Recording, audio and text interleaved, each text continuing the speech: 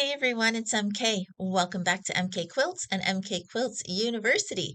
In this short video, I'm going to share a few snippets from this week's D&D from the D.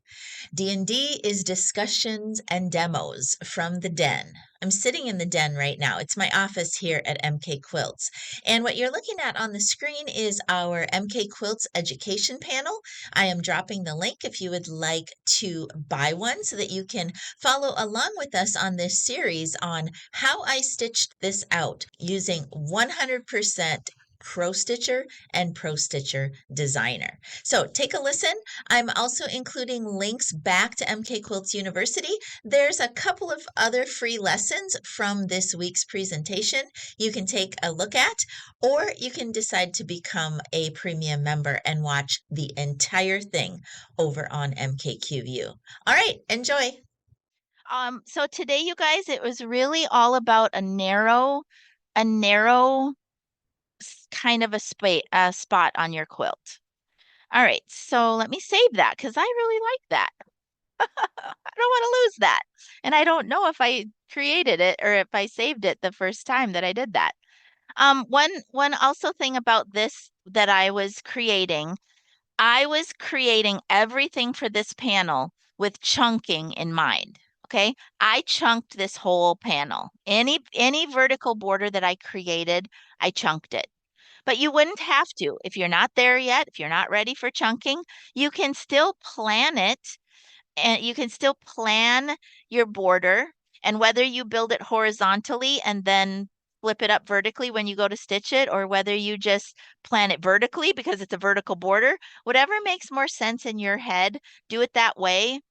A lot of times for my brain and my eyes, even if I'm going to stitch something vertically, lots of times I will build it horizontally. Like in this particular case, doing all of that connection step and cropping some stuff off and not cropping, that makes more sense in my head to build it horizontally. But ultimately, I stitched it vertically and I chunked the whole thing. Okay.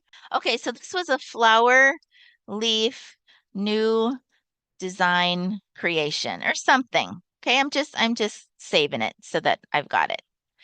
Okay, so now there's two other designs that I used and I wanted to show you.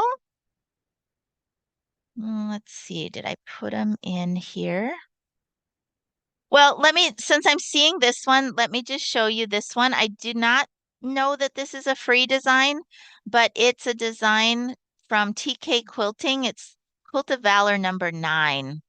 Star. So maybe it is. I don't remember. I don't want to look right now. But I stitched this one in a very, very narrow little spot. This starts out at 5.5 inches tall, but I stitched it out in a spot that was very, very narrow, like let's just say an inch.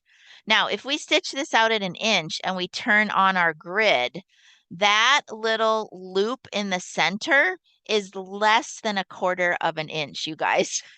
So when you're stitching at something this small and tight, you might want to build it and then do some air stitching and change your stitches per inch to I always stitch in 13, but you might even want to go down to 14 if you've got a little bitty little thing like that. But you also might want to test your machine and see how well your machine handles an itty bitty little purl like that. You're probably also going to have to make some adjustments on your Opti stitch settings and the like. So I did stitch this out. I didn't do anything special with this star other than I repeated it and stitched it in a very small, narrow little area. And this one worked great. But please test something like that so that you make sure that you really are aware of how tiny that is and if your machine's going to handle that. Okay. Okay, now I didn't see that wasn't what I wanted to stop on, so I might have to go and look for these other two designs that I want to use because one is a leaf and I'm not seeing it. Nope. Okay. So the triangle I know is in our C Designs folder.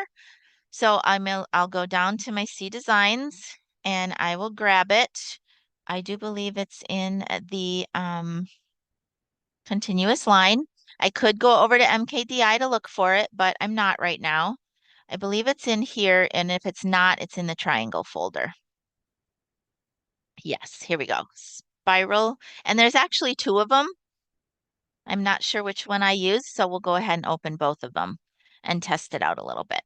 But this is another kind of a fun thing, a way to combine two different triangles, or I'm sorry, two different like point to point patterns. I think I used this one, so we'll go ahead and close this. Okay, just because I didn't do it earlier, I'm going to take a minute and save that into my folder so that I have all of these little stitch out designs in my folder. Okay, the other one is a leaf, and I don't want to waste a lot of time looking for it, so let's go to MKDI, pull this over, and let me see if we can find it.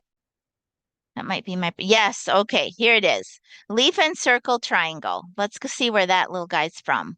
It is C Designs, and it is in the continuous line. Okay, so two additional free designs. I opened it in Pro Stitcher. So that was a free one. I'm just gonna take a minute and put it in my education panel. Okay, this was another small-ish area on my quilt. So let's just recreate. I believe it was like 1 1/4. So I'm gonna create a little line drawing. It was 1 1/4 inches tall, and let's just go with 20 inches again. I'm not sure if that's what it actually was, but that's good. Okay, modify resize. Let's resize the leaf to 1.25, and let's resize the triangle. So just notice that they are both point to point. Now, one of them has the start and stops up the top. This one has it on the bottom. But what I wanted when this was stitching out was I wanted this to somehow be connected. I wanted one start and I wanted one stop. And I'm going to do a repeat. I'm going to do a fill, and then let's take a look and see. Okay, let's do a number of triangles that don't fit so nicely in that space, because what I wanted to show you here is that you don't have to do point to point on point to point triangles. We know that we can do designer to get things to connect back together. We've learned how to do that now several times. So maybe I wouldn't necessarily want these triangles connected to touching each other. Maybe I would, but maybe I wouldn't. Okay, so remember that your gap distance can stretch something apart that automatically went point to point. And I don't mean stretch it apart, I mean change the distance between. Okay, so let's go with that for a second. Now let's look at this guy. This guy, I actually ended up stitching this way. So if we look at it, I want one here, and I want one here, and one here, and one here. But ultimately, when everything was said and done, I wanted it to connect. So I'm kind of just eyeballing where does that leaf fall in the middle. And what I did was I repeated that a little bit further. Okay, just stick with me. I'm going to baseline. And then I'm going to go back and make sure that I baseline this guy as well. And then we're going to shoot the whole thing over to designer. And we're going to see if we can get one start and one stop. Okay, so we've got this back. And if I didn't want it to stitch from right to left, I don't have usually a problem with that. I don't mind that my machine stitched from right to left. All right, everybody. Yes, there was some steps missing there. I used Designer to get it all connected back together. We did some custom cropping and some other things.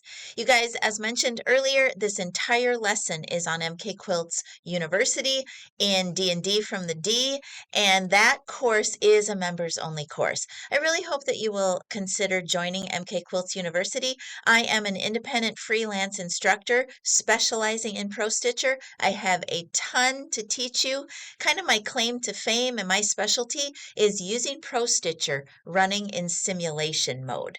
If you want to learn more about that, take a hop on over to university.mkquilts.com and catch the rest of this and hundreds of other videos that I have there. All right, everybody, that's it for today. Happy quilting. It's MK. Bye-bye.